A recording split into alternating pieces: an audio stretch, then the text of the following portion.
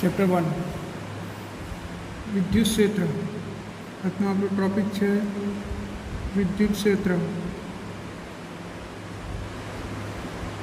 આપણે બે વિદ્યુતભાર વચ્ચે લાગતા બળની તો ચર્ચા કરી। આ એક વિદ્યુતભાર છે આપણો Q1, આ એક બીજો વિદ્યુતભાર છે Q2। તો બે વિદ્યુતભાર વચ્ચે બળ લાગે છે કે Q1 Q2/r²। કુલમ્બના નિયમ પ્રમાણે બે વિદ્યુતભાર વચ્ચે લાગતું બળ F = KQ1। હવે આપણે એક ઉગમ બિંદુ પર એક વિદ્યુતભાર લઈએ Q, અને આ વિદ્યુતભારના કારણે આજુબાજુમાં એક અસર ઉત્પન્ન થઈ હશે। માન લો કે આપણે એક બીજો વિદ્યુતભાર Q લાવીએ અહીંયા, તો આ કેપિટલ Q વિદ્યુતભાર આ સ્મોલ Q વિદ્યુતભાર પર બળ લગાડે છે। કેટલું બળ લાગશે? F = KQ small Q upon આ અંતર R હોય તો r² જેટલું બળ લાગે છે। હવે સવાલ એ છે કે આ Q વિદ્યુતભારના કારણે આની પર બળ લાગ્યું સ્મોલ Q પર। હવે જો આ સ્મોલ Qને આપણે અહીંયાથી લઈ લઈએ તો શું આ બળ રહેશે? તો બળ તો ના રહે, પરંતુ એ બળ જે અસરના કારણે લાગ્યું હતું એ અસર એમના એમ હોય છે। એટલે આપણે વિદ્યુત ક્ષેત્રને આ રીતે વ્યાખ્યાયિત કરી શકીએ કે કોઈપણ વિદ્યુતભાર પોતાની આજુબાજુના વિસ્તારમાં જે અસર ઉત્પન્ન કરે છે તેને વિદ્યુત ક્ષેત્ર કહેવાય। અને આ વિદ્યુત ક્ષેત્રને આપણે આ રીતે વ્યાખ્યાયિત કરી શકીએ બળ ભાગ્યા વિદ્યુતભાર। હવે બળની કિંમત અહીંયા આપણે ટ્રાન્સફર કરી તો QQ કેન્સલ થઈ ગયું, તો KQ/r², r જે r એ આરની દિશાનો એકમ સદિશ છે, અને બળ ભાગ્યા વિદ્યુતભાર એટલે વિદ્યુત ક્ષેત્રનો એકમ થશે ન્યૂટન પર કુલમ। વિદ્યુત ક્ષેત્ર સદિશ રાશિ છે। હવે આપણે આને આ રીતે પણ વ્યાખ્યાયિત કરી શકીએ કે આ સૂત્રમાં Qની કિંમત એક એકમ લઈ લઈએ બળના સૂત્રમાં, તો KQ/r² વધે, KQ/r² બરાબર શું થાય? વિદ્યુત ક્ષેત્ર। તો આપણે આવું કહી શકીએ કે વિદ્યુતભાર તંત્રની આસપાસના વિસ્તારમાં એકમ મૂલ્યના ધન વિદ્યુતભાર પર લાગતા બળને વિદ્યુત ક્ષેત્ર કહે છે। અને વિદ્યુત ક્ષેત્રનો એકમ આપણે શું વ્યાખ્યાયિત કર્યું? ન્યૂટન પર કુલમ અથવા એનો બીજો એકમ છે વોલ્ટ પર મીટર। તો વિદ્યુત ક્ષેત્રના બે એકમો યાદ રાખવાના તમારે। હવે આપણે વિદ્યુત ક્ષેત્રને થોડું ડિટેલમાં સમજીએ તો આ બે વિદ્યુતભાર વચ્ચે લાગતું બળ એને આપણે એકમ વિદ્યુતભાર પર લાગતા બળની ગણતરી કરીએ તો આપણે વિદ્યુત ક્ષેત્ર કહીએ છીએ। તો F = શું થશે? આપણે આ સૂત્રમાં Fને સૂત્ર કરતાં બનાવીએ તો F બરાબર શું થાય? QE/R। તો આ સૂત્રથી આપણે કોઈપણ વિદ્યુત ક્ષેત્ર E જેટલા વિદ્યુત ક્ષેત્રમાં Q વિદ્યુતભાર પર લાગતું બળ સીધી રીતે શોધી શકીએ છીએ। તો હવે વિદ્યુત ક્ષેત્રને લગતી કેટલીક બાબતો પણ આપણે સમજી લેવી જોઈએ। તો પહેલી તો અહીંયા આ વિદ્યુતભારને વિદ્યુત ક્ષેત્રમાં લાવતી વખતે આ વિદ્યુત ક્ષેત્ર ઉત્પન્ન કરનાર વિદ્યુતભારના સ્થાનમાં ફેરફાર થવો જોઈએ નહીં। આને પરીક્ષણ વિદ્યુતભાર કહે છે, અને આને પ્રાપ્તિ સ્થાનવાળો વિદ્યુતભાર કહે છે। એટલે કે આ પરીક્ષણ વિદ્યુતભારને જ્યારે આપણે અહીંયા લાવીએ ત્યારે આ વિદ્યુતભારનું સ્થાન બદલાવવું જોઈએ નહીં। અને આવું ક્યારે બની શકે? તો જ્યારે આપણે વિદ્યુતભાર જે લાવીએ છીએ પરીક્ષણ વિદ્યુતભારનું મૂલ્ય ખૂબ જ નાનું લઈએ, એટલે કે લિમિટ ઓફ ΔQ → 0 હોવું જોઈએ। તો આપણે વિદ્યુત ક્ષેત્રને સારી રીતે વ્યાખ્યાયિત કરી શકીએ। Therefore limit of Q → 0 F/Q। આ રીતે આપણે વિદ્યુત ક્ષેત્રને સારી રીતે વ્યાખ્યાયિત કરી શકીએ છીએ। બીજું તો જો વિદ્યુત ક્ષેત્રની અંદર આ વિદ્યુત ક્ષેત્રનું સૂત્ર શું હતું આપણું? KQ/r²। આમાં પરીક્ષણ વિદ્યુતભાર આવતો નથી, એટલે કે વિદ્યુત ક્ષેત્ર પરીક્ષણ વિદ્યુતભાર પર આધાર રાખતું નથી। તો આ પણ તમારે યાદ રાખવાનું કે વિદ્યુત ક્ષેત્ર એકવાર નક્કી થયા પછી એ પરીક્ષણ વિદ્યુતભાર પર આધાર રાખતું નથી, તેમજ પ્રાપ્તિ સ્થાનવાળા વિદ્યુતભારનું સ્થાન બદલાવવું જોઈએ નહીં। હવે આપણે વિદ્યુત ક્ષેત્રની દિશાની પણ ચર્ચા કરી લઈએ। તો વિદ્યુત ક્ષેત્રની દિશા એકમ મૂલ્યના ધન વિદ્યુતભાર પર લાગતા બળની દિશામાં હોય છે। કઈ બાજુ હોય વિદ્યુત ક્ષેત્રની દિશા? તો એકમ મૂલ્યના ધન વિદ્યુતભાર પર લાગતા બળની દિશામાં। માન લો કે અહીંયા હું ધન Q વિદ્યુતભાર લઉં, કેપિટલ Q વિદ્યુતભાર, અને એના કારણે મારે અહીંયા વિદ્યુત ક્ષેત્રની દિશા શોધવી છે। તો હું અહીંયા એકમ મૂલ્યનું ધન વિદ્યુતભાર મૂકી દઉં તો આ ધન વિદ્યુતભાર પર કઈ બાજુ બળ લગાડશે? આકર્ષણ બળ, એટલે કે આ દિશામાં। તો વિદ્યુત ક્ષેત્રની દિશા આ થઈ। માન લો કે અહીંયા -Q વિદ્યુતભાર હતો, તો આ એકમ મૂલ્યના ધન વિદ્યુતભાર પર આકર્ષણ બળ લાગશે, એટલે કે વિદ્યુત ક્ષેત્રની દિશા આ થઈ. તો એનો અર્થ શું થયો કે ધન વિદ્યુતભાર હોય તો વિદ્યુતભારથી દૂર તરફ અને ઋણ હોય તો પોતાના તરફ વિદ્યુત ક્ષેત્રની દિશા હોય છે. આ ખાસ યાદ રાખવાનું. હવે ધન વિદ્યુતભારનું વિદ્યુત ક્ષેત્ર પોતાનાથી દૂર તરફ અને ઋણ વિદ્યુતભારનું વિદ્યુત ક્ષેત્ર પોતાના તરફ હોય છે. એટલે કે આપણે એકમ મૂલ્યનો ધન વિદ્યુતભાર લઈએ, એક બિંદુવત વિદ્યુતભાર, તો એનું વિદ્યુત ક્ષેત્ર આ રીતે હશે. જુઓ, આ દિશામાં આ બાજુ, આ દિશામાં આ બાજુ, આ દિશામાં આમ. તો આનો અર્થ શું થયો કે બિંદુવત ધન વિદ્યુતભારનું વિદ્યુત ક્ષેત્ર ત્રિજ્યાવર્તી દિશામાં બહાર તરફ હોય છે. તો પછી ઋણ વિદ્યુતભારનું દોરવું હોય તો શું થાય? તો ઋણ વિદ્યુતભારનું વિદ્યુત ક્ષેત્ર ત્રિજ્યાવર્તી દિશામાં પોતાના તરફ હોય છે. તો આ યાદ રાખવાની બાબત છે કે ધન વિદ્યુતભારનું વિદ્યુત ક્ષેત્ર દર્શાવતા હોય તો વિદ્યુતભારથી દૂર તરફ દર્શાવવાનું અને ઋણ વિદ્યુતભારનું વિદ્યુત ક્ષેત્ર પોતાના તરફ દર્શાવવામાં આવે છે. અને વિદ્યુત ક્ષેત્ર એકવાર નક્કી થઈ ગયા પછી આ વિદ્યુત ક્ષેત્રમાં કોઈ વિદ્યુતભાર આવે તો એની પર લાગતું બળ F બરાબર QE સૂત્ર પ્રમાણે વ્યાખ્યાયિત કરવામાં આવે છે. તો વિદ્યુત ક્ષેત્રમાં જ્યારે વિદ્યુતભાર હોય તો એની પર કેટલું બળ લાગશે? F બરાબર QE. તો વિદ્યુત ક્ષેત્ર શું છે? તો વિદ્યુત ક્ષેત્ર એ કોઈપણ વિદ્યુતભાર પોતાની આજુબાજુમાં એક અસર ઉત્પન્ન કરે છે. કોઈપણ વિદ્યુતભાર પોતાની આજુબાજુમાં એક અસર ઉત્પન્ન કરે છે. આ અસરમાં બીજો કોઈ વિદ્યુતભાર આવે તો એની પર બળ લાગે છે. આ અસરને શું કહેવાય? વિદ્યુત ક્ષેત્ર કહે છે. અથવા તો કોઈપણ વિદ્યુતભાર તંત્રની આજુબાજુના વિસ્તારમાં એકમ મૂલ્યના ધન વિદ્યુતભાર પર લાગતા બળને પણ આપણે શું કહી શકીએ? વિદ્યુત ક્ષેત્ર કહી શકીએ છીએ. અને વિદ્યુત ક્ષેત્ર E બરાબર શું થાય? બળ ભાગ્યા વિદ્યુતભાર. એકમ શું? ન્યૂટન પર કુલમ અથવા વોલ્ટ પર મીટર. વિદ્યુત ક્ષેત્ર સદિશ રાશિ છે. એની દિશા શું? તો એકમ મૂલ્યના ધન વિદ્યુતભાર પર લાગતા બળની દિશામાં વિદ્યુત ક્ષેત્ર હોય છે. અને ધન વિદ્યુતભારનું વિદ્યુત ક્ષેત્ર કેવું હોય? તો ત્રિજ્યાવર્તી દિશામાં બહાર તરફ અને ઋણ વિદ્યુતભારનું ત્રિજ્યાવર્તી દિશામાં અંદર તરફ હોય છે. તો આ યાદ રાખવાનું. અહીંયા જુઓ, આપણે જે સૂત્ર મેળવ્યું એનું KQ/R², એ આ એકમ આ બિંદુવત ક્યુ વિદ્યુતભારનું વિદ્યુત ક્ષેત્રનું સૂત્ર છે. બિંદુવત વિદ્યુતભારના વિદ્યુત ક્ષેત્રનું સૂત્ર શું થશે? માન લો કે ક્યુ વિદ્યુતભાર હોય તો KQ/R². આ બિંદુવત વિદ્યુતભારનું વિદ્યુત ક્ષેત્ર છે. હવે માની લો કે આ તો એક જ વિદ્યુતભારના વિદ્યુત ક્ષેત્રની આપણે ચર્ચા કરી. માન લો કે n વિદ્યુતભારો હોય તો પછી કુલ વિદ્યુત ક્ષેત્ર કેટલું થાય? તો અહીંયા પણ સંપાતના સિદ્ધાંતનો આપણે ઉપયોગ કરી શકીએ છીએ અને વિદ્યુત ક્ષેત્ર શોધી શકીએ છીએ. દાખલા તરીકે આપણે અહીંયા લઈ લઈએ વિદ્યુતભારો. આ Q1 વિદ્યુતભાર છે, આ Q2, આ Q3, આ Qn, અને આપણે આ બિંદુ આગળ વિદ્યુત ક્ષેત્ર શોધવું છે. તો આપણે આ ઉગમ બિંદુની સાપેક્ષ બધાના સ્થાન સદિશ લઈ લઈએ. Q1નો સ્થાન સદિશ R1, Q2નો સ્થાન સદિશ R2, Q3નો સ્થાન સદિશ R3, Qnનો સદિશ Rn, અને આનો સ્થાન સદિશ માન લો કે R છે. તો આપણે આ P બિંદુ આગળ વિદ્યુત ક્ષેત્ર શોધવું છે. તો શું કરીશું? પહેલાં Q1 વિદ્યુતભારના કારણે વિદ્યુત ક્ષેત્ર શોધીશું, R1P. એવી રીતે આને આપણે R2P કહીશું, R2P, આને R3P કહીશું અને આને RNP કહીશું. તો P બિંદુ આગળ પરિણામી વિદ્યુત ક્ષેત્ર કેટલું થાય? તો પહેલાં Q1ના કારણે કેટલું થશે? તો K Q1/R1P નો વર્ગ, R1P એકમ સદિશ, એટલે કે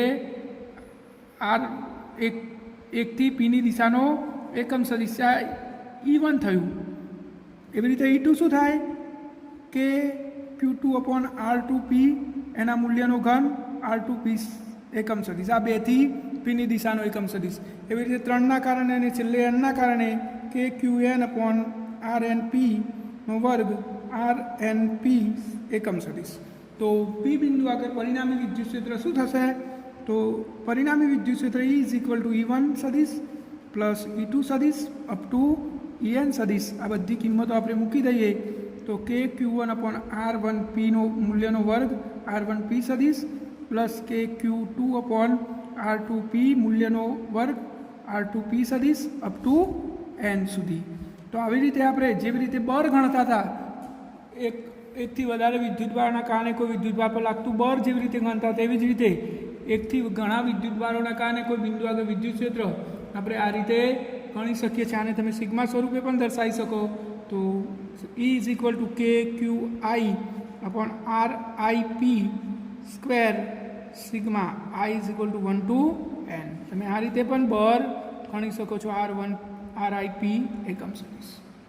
તો આ વિદ્યુત ક્ષેત્ર છે. આપણે એક વિદ્યુતભારનું બિંદુવત વિદ્યુતભારનું વિદ્યુત ક્ષેત્ર કેટલું ગણ્યું? E બરાબર KQ/R², એટલે કે E ચલે છે 1/R². સૂત્ર પ્રમાણે વિદ્યુત ક્ષેત્ર બદલાય છે. તો તમને આ ખબર પડી ગઈ હશે વિદ્યુત ક્ષેત્રમાં. તો હવે આપણે આગળનું ટોપિક જોઈએ, વિદ્યુત ક્ષેત્ર રેખાઓ. તો જો વિદ્યુત ક્ષેત્ર આપણે જોયું, વિદ્યુત ક્ષેત્ર શું છે? તો વિદ્યુત ક્ષેત્ર એ કોઈ વિદ્યુતભારે પોતાની આજુબાજુમાં ઉત્પન્ન કરેલી એક અસર છે કે ભાઈ આ અસરમાં બીજો કોઈ વિદ્યુતભાર આવશે તો આ અસરના કારણે એની પર આંતરક્રિયા થશે અને બળ લાગશે. આ અસરને આપણે વિદ્યુત ક્ષેત્ર કહીએ છીએ. પરંતુ આ અસર વિઝિબલ હોતી નથી. એટલે કોઈ વિદ્યુતભાર હોય તેની આજુબાજુમાં આપણને અસર ના જોવા મળે. દાખલા તરીકે ચુંબક હોય તો અહીંયા આપણે લોખંડનો ટુકડો લાવીએ તો લોખંડના ટુકડા પર બળ લાગે છે, પણ બળ કોના કારણે લાગ્યું? આ ચુંબકના ચુંબકીય ક્ષેત્રના કારણે.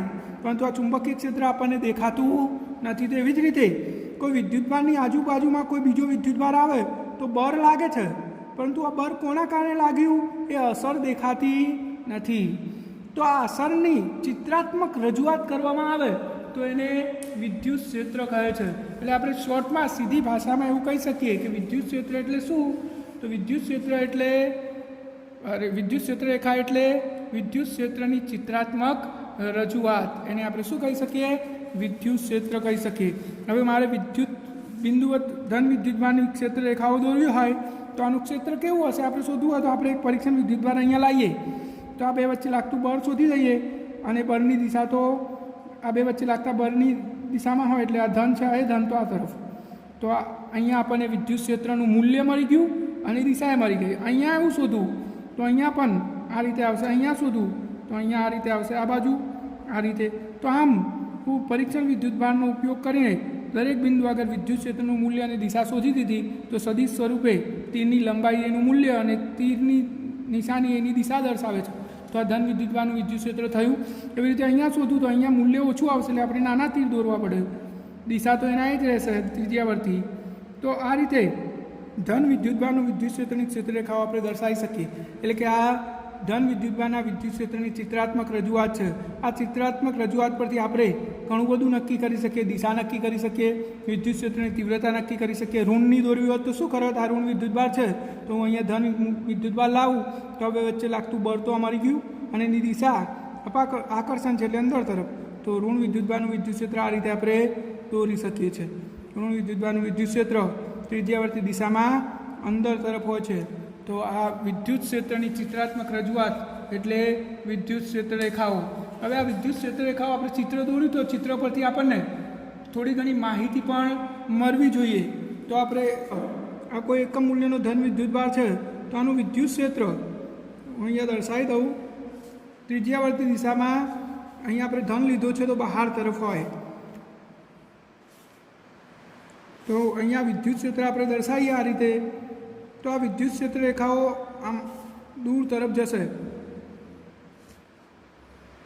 તો હવે અહીંયા આપણે જોયું કે જેમ દૂર જઈએ એમ વિદ્યુત ક્ષેત્ર E ચલે છે 1/R² અનુસાર ઘટે છે અને દૂર જઈએ એમ આ વિદ્યુતભારને ઘેરતું ક્ષેત્રફળ એટલે કે એ R² સમપ્રમાણમાં વધતું જાય છે. તો હવે આપણે બે બિંદુ અહીંયા ધ્યાનમાં લઈએ. એક બિંદુ અહીંયા લઉં, આ બિંદુ મેં અહીંયા લીધું, એનો ઘનકોણ શોધીએ આપણે. ઘનકોણ બરાબર શું થાય? ઘનકોણ બરાબર ક્ષેત્રફળ ભાગ્યા ત્રિજ્યાનો વર્ગ. આ આપણું સૂત્ર છે. ઘનકોણનું સૂત્ર શું? ક્ષેત્રફળ ભાગ્યા ત્રિજ્યાનો વર્ગ. તો આ ક્ષેત્રફળ અને આ આપણી આટલે બિંદુ લીધું છે તો આપણી ત્રિજ્યા R1 લઈ લઈએ. તો અહીંયા શું થશે? ક્ષેત્રફળ આવ્યું પહેલાંનું ક્ષેત્રફળ એટલે પીનું ક્ષેત્રફળ હું એને ડેલ્ટા પી કહી દઉં. તો ડેલ્ટા પી ભાગ્યા ત્રિજ્યા R1નો વર્ગ. આ સમતલ કોણ થયું. એવી જ રીતે દૂરનું એક બિંદુ ધ્યાનમાં લઉં, અહીંયા ક્યુ બિંદુ ધ્યાનમાં લઉં અને એનું ક્ષેત્ર એનો ઘનકોણ આપણે શોધીએ તો એનો એ ઘનકોણ તો એટલો જ થશે, પરંતુ ક્ષેત્રફળ આનું ડેલ્ટા ક્યુ ભાગ્યા એની ત્રિજ્યા R2 હોય તો R2નો વર્ગ. આ બે ક્ષેત્રફળ આપણે લીધા. આ બે ક્ષેત્રફળ વડે આંતરાયેલી ક્ષેત્રરેખાની સંખ્યા તો સમાન જ છે. જુઓ 1 2 3 ને 4. તો આમાં 1 2 3 અને 4 ક્ષેત્રરેખાની સંખ્યા તો સમાન જ છે. હવે આપણે એવું કરીએ કે ક્ષેત્રરેખાની એકમ ક્ષેત્રફળ દીઠ સંખ્યાઓ શોધ્યું હતું. જો ડેલ્ટા પી બરાબર શું થશે? રો R1 નો સ્ક્વેર અને ડેલ્ટા ક્યુ બરાબર શું થશે? રો R2 નો સ્ક્વેર. આ પીનું ક્ષેત્રફળ અને આ ક્યુનું ક્ષેત્રફળ. હવે એકમ ક્ષેત્રફળ દીઠ ક્ષેત્રરેખાની સંખ્યા, તો કુલ સંખ્યાને આપણે બંને વડે આંતરાયેલી ક્ષેત્રરેખાની સંખ્યા n હોય, આમાં 4 આપણે n લીધી, આ n. તો એકમ ક્ષેત્રફળ દીઠ આના માટે કેટલી થશે? તો n ભાગ્યા રો R1 સ્ક્વેર અને અહીંયા n ભાગ્યા રો R2 નો સ્ક્વેર.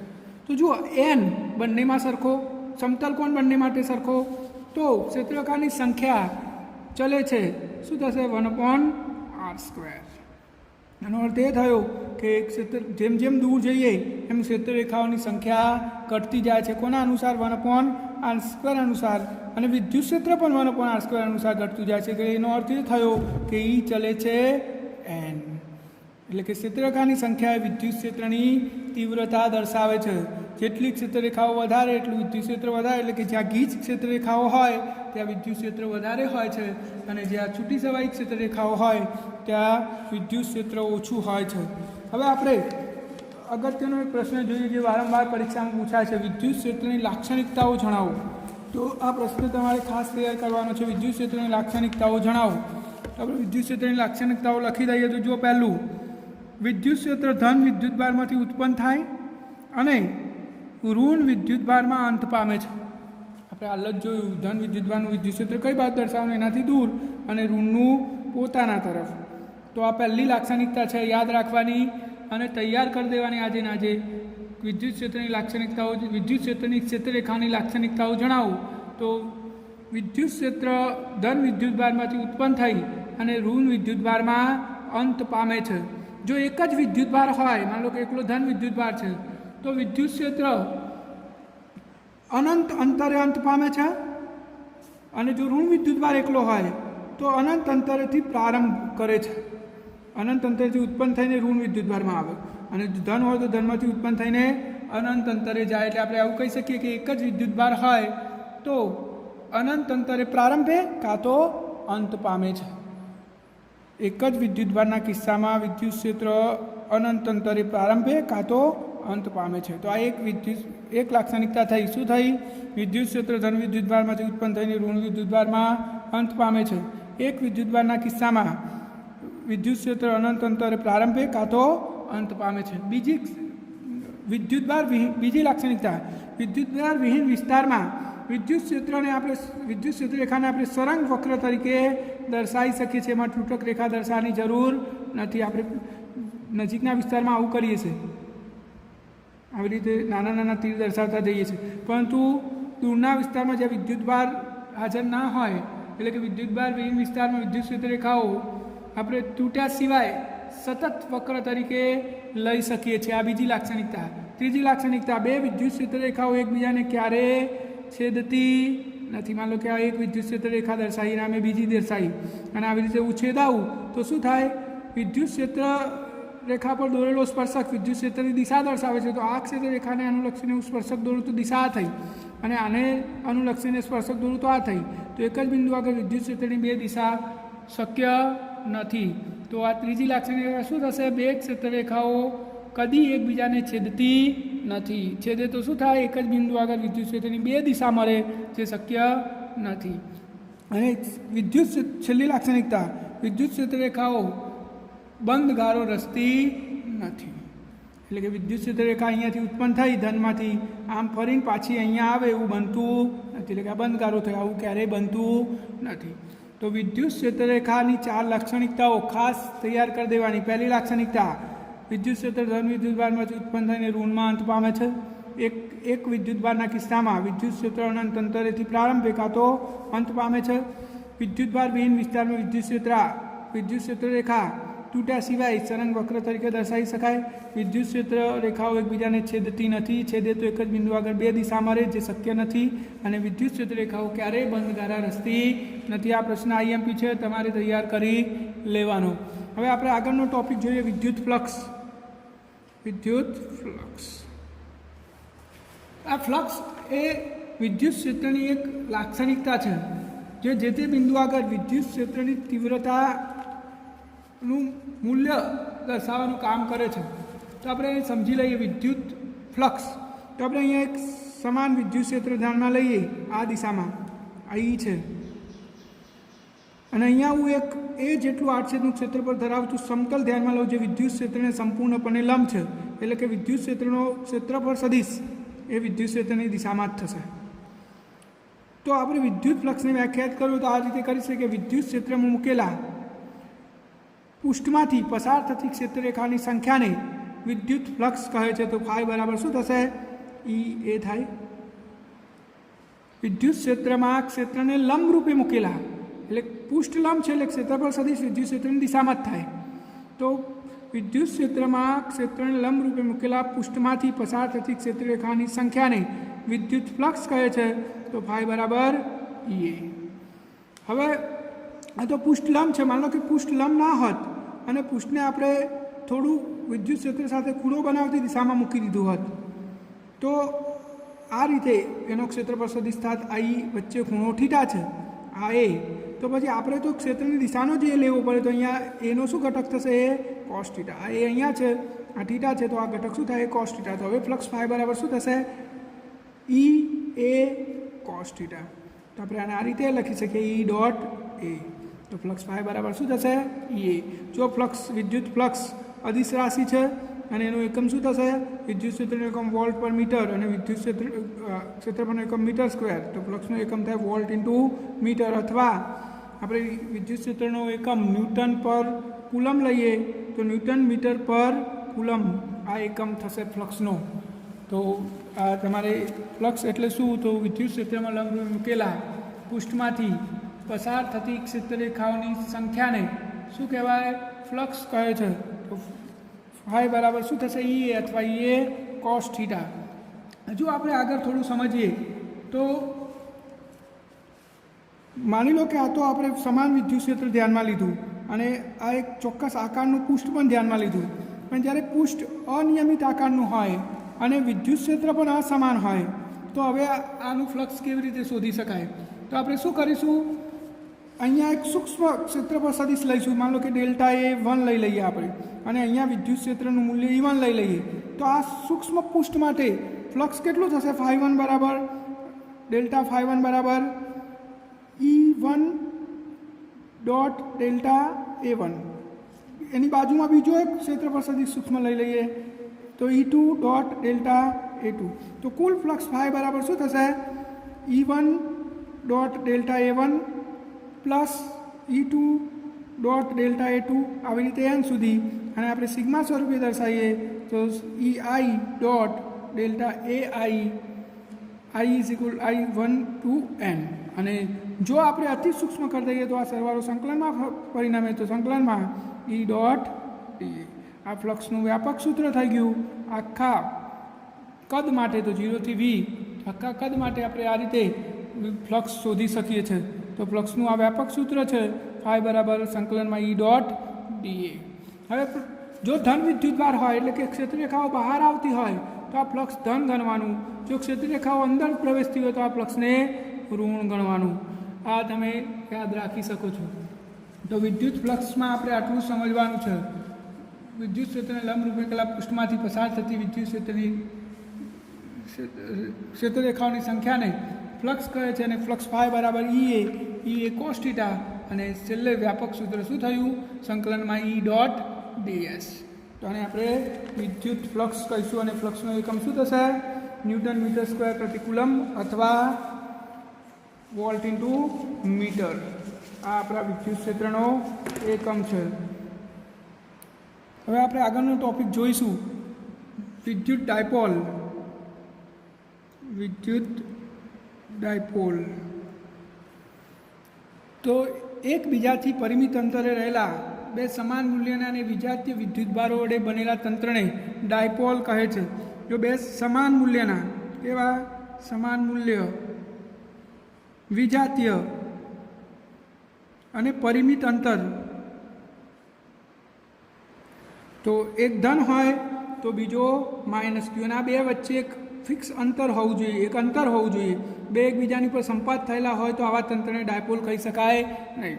તો આ ડાયપોલની વ્યાખ્યા થઈ એકબીજાથી પરિમિત અંતરે રહેલા સમાન મૂલ્યના અને વિજાતીય ધન તો આ ઋણ આવા તંત્રને શું કહેવાય? વિદ્યુત ડાયપોલ કહે છે. અને આ પરિમિત અંતર તરીકે 2a લેવામાં આવે છે. આ બે વિદ્યુતભારને જોડતી રેખાના મધ્યબિંદુને ડાયપોલનું કેન્દ્ર કહેવાય. એટલે કેન્દ્રથી આ વિદ્યુતભારનું અંતર એ અને કેન્દ્રથી આ ઋણ વિદ્યુતભારનું અંતર એ.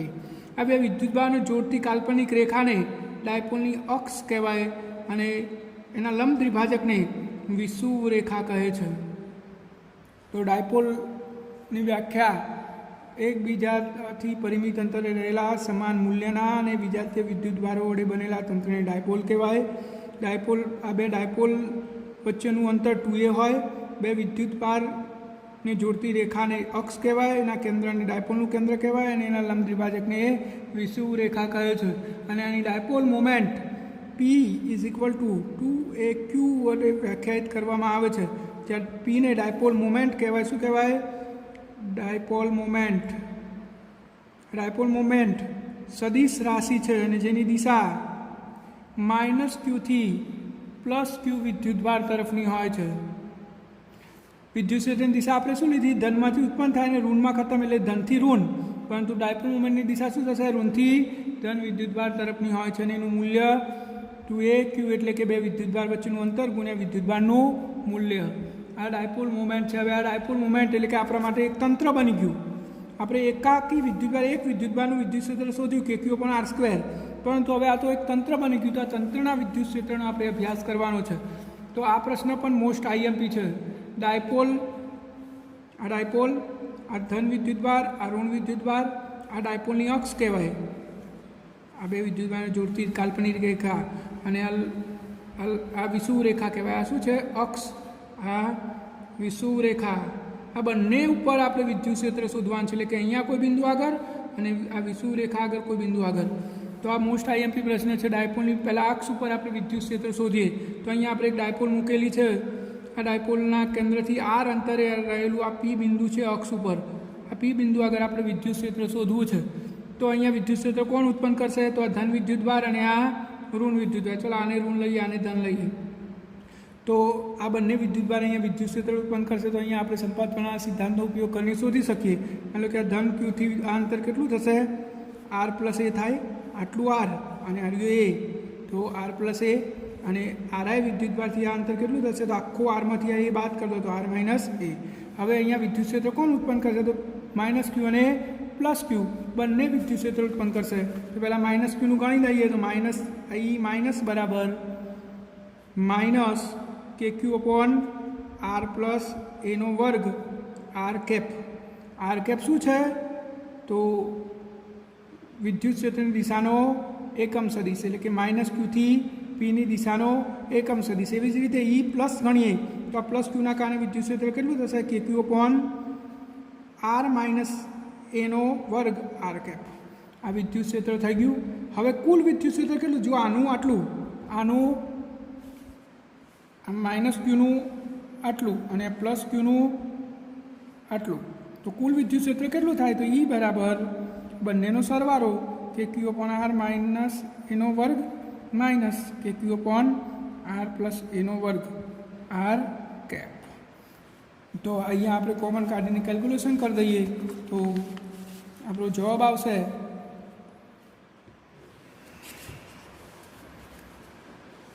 કે 4qa/r²+a²². આવો જવાબ આવશે. આનો આપણે ઓલ ઓવર કેલ્ક્યુલેશન કરીએ તો કે 2kp/r³ r કેપ આવો જવાબ આવશે. તો આટલે સુધી આપણે પ્રશ્ન તૈયાર કરવાનો છે. હવે કેવી રીતે તમે પ્રશ્ન લખશો એ પણ હું તમને સમજાવી દઉં. વ્યવસ્થિતપણે પરીક્ષામાં પૂછાય તો આપણે એને લખવો પડે. તો આ રહ્યો આપણો પ્રશ્ન. મેં અહીંયા લખીને તૈયાર જ રાખ્યો છે. તો ડાયપોલની અક્ષ પર વિદ્યુત ક્ષેત્રનું સૂત્ર મેળવું. તો પહેલાં આપણે થોડું વર્ણન કરી દીધું.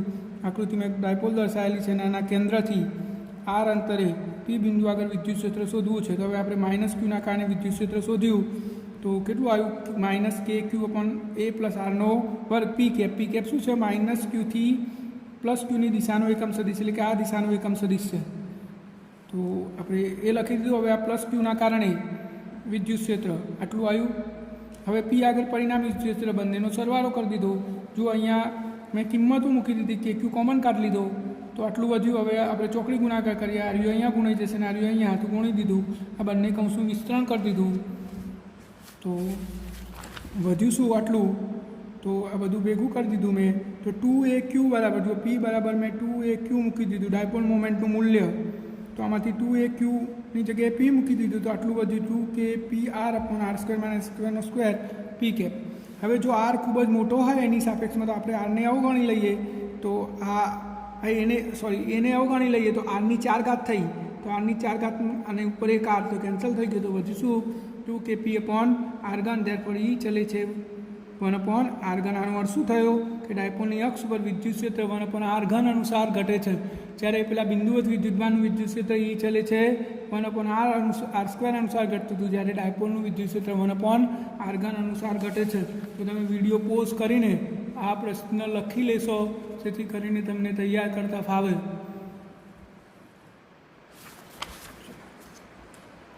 હવે આપણે ડાયપોલની વિષુવવૃત્ત રેખા પર વિદ્યુત ક્ષેત્રનું સૂત્ર કેવી રીતે મેળવીશું, તો એ પણ પહેલાં સમજી લઈએ, પછી હું તમને સમજાવું કે કેવી રીતે એને લખવાનો છે। ડાયપોલની વિષુવવૃત્ત રેખા આગળ વિદ્યુત ક્ષેત્ર, તો આપણી ડાયપોલ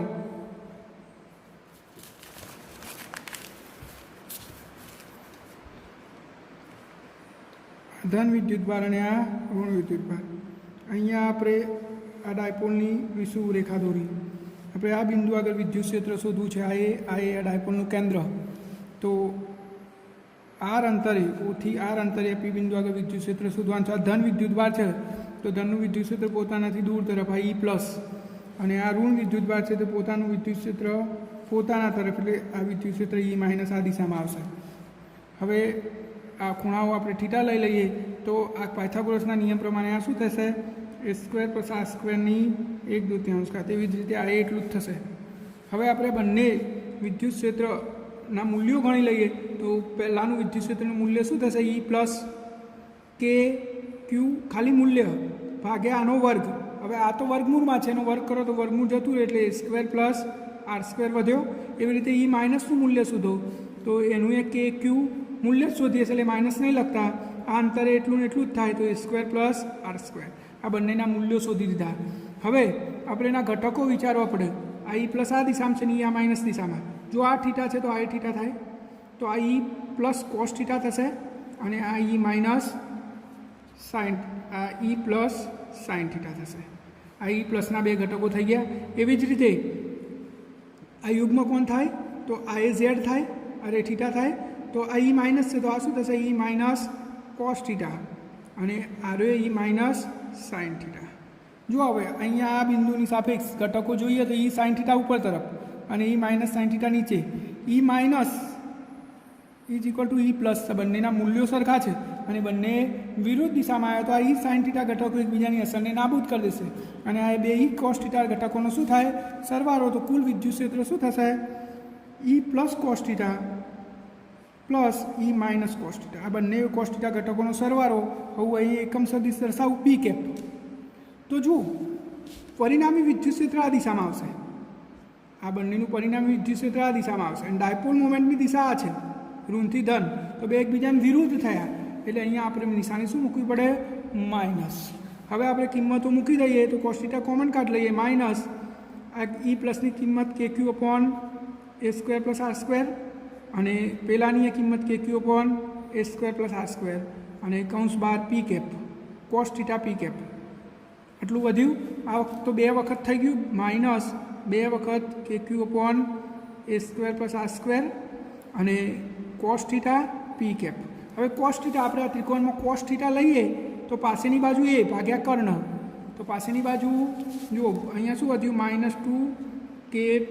-2kQ ભાગ્યા a² + r², અને કોસ થીટાની જગ્યાએ a/વર્ગમૂળમાં એટલે a² + r² ની 1/2 ઘાત પી કેપ। તો ઉપર શું વધ્યું, -2kQa ભાગ્યા a² + r² ની 3/2 ઘાત પી કેપ। હવે 2AQ બરાબર તો પી થઈ જાય, તો વધશે શું,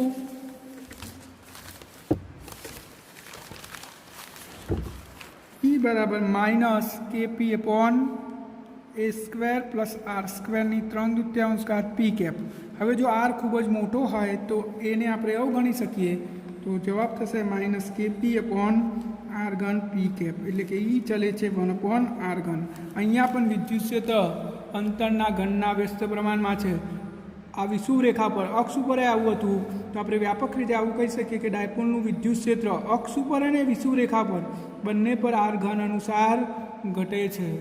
તો અને બિંદુવત વિદ્યુતભારનું 1/r² હતું, યાદ રાખવાનું આ ડાયપોલનું આવ્યું. તો આટલે સુધી તમારે પ્રશ્નો લખવાનો છે. હવે આ કેવી રીતે લખશો એ પણ તમને સમજાવી દઉં. અહીંયા જુઓ મેં લખીને તૈયાર જ રાખેલો છે. ડાયપોલની અક્ષ ઉપર વિષુવ રેખા પર વિદ્યુત ક્ષેત્રનું સૂત્ર મેળવો. તો આકૃતિમાં આપણે દર્શાવી છે ડાયપોલ, આ ડાયપોલ આપણી. આ ડાયપોલના વિષુવ રેખા પર કેન્દ્રથી આર અંતરે આપણે વિદ્યુત ક્ષેત્ર શોધવાનું છે. તો પ્લસ ક્યુના કારણે વિદ્યુત ક્ષેત્રનું મૂલ્ય માઇનસ ક્યુના બંને સરખા થયા. તો આ બંને વિદ્યુત ક્ષેત્રના સાઇન થીટા ઘટકો એકબીજાની વિરુદ્ધ દિશામાં હોવાથી એકબીજાની અસરને નાબૂદ કરે છે, અને કોસ થીટા ઘટકો એક જ દિશામાં હોવાથી એનો સરવાળો થાય છે. તો આપણે અહીંયા એ પણ લખી દઈશું કે એક જ દિશામાં હોવાથી સાઇન થીટા ઘટકો 0 થઈ ગયા અને પેલાનો સરવાળો થઈ ગયો. હવે ઋણ નિશાની કેમ આવી? તો વિદ્યુત ક્ષેત્ર ડાયપોલ મુવમેન્ટની વિરુદ્ધ દિશામાં છે એટલે. તો આપણે બંનેનો સરવાળો કરી દીધો અને ભૂમિતિ પરથી કોસ થીટાની જગ્યાએ A/r² પ્લસ A² પ્લસ r²ની 1/2 ઘાત મૂકી દીધી, તો આટલું વધ્યું. હવે આ 2AQની જગ્યાએ મેં P મૂકી દીધો, તો K વધ્યો અને આની જગ્યાએ P, KP અપોન નીચે આવ્યું એ. જો R ખૂબ જ મોટો હોય તો એને એવું ગણી લીધું, તો એ ચલે છે 1/r ઘન. તો બંને વિદ્યુત ક્ષેત્રો અંતરના ઘનના વ્યસ્ત પ્રમાણમાં હોય છે. એટલે સુધી તમારે પ્રશ્ન લખવાનો છે. આ 2 પ્રશ્નો આજે તૈયાર કરવાના કીધા મેં. વિદ્યુત ક્ષેત્રની ક્ષેત્રરેખાની લાક્ષણિકતાઓ, ડાયપોલની અક્ષ પર વિદ્યુત ક્ષેત્ર અને ડાયપોલની વિષુવ રેખા આગળ વિદ્યુત ક્ષેત્ર, આ 2 પ્રશ્નો બરાબર તૈયાર કરી દેવાના છે.